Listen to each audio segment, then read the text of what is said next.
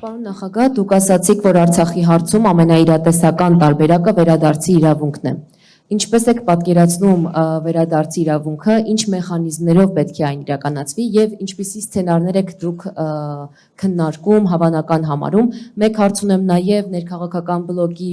վերաբերյալ, բայց խնդրեմ այդ ժամանակ հնարավորություն տալ։ Շնորհակալություն։ Ես մի քիչ ձեր հարցը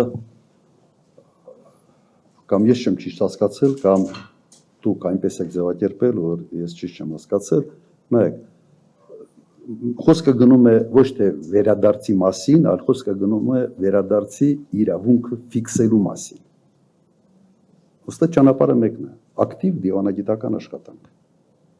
Ու սա այն թեման է, որը դժվար է մերժել միջազգային հանրության կողմից։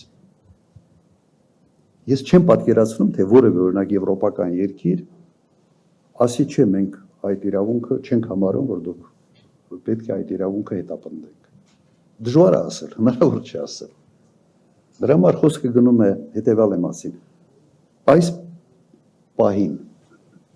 իրատեսականը սա է, փորձենք դիվանագիտական ճանապարհով շատ ակտիվ այդ հարցի լուծումը ստանալ։ Եվ ես տեսնում եմ, որ դա հնարավոր է։ Նույնիսկ Ադրբեջանի համար դժվար է ասել, չէ, վերադարձի հարց չեն կարող քննարկել։ Իրենք փորձելով են դա կապել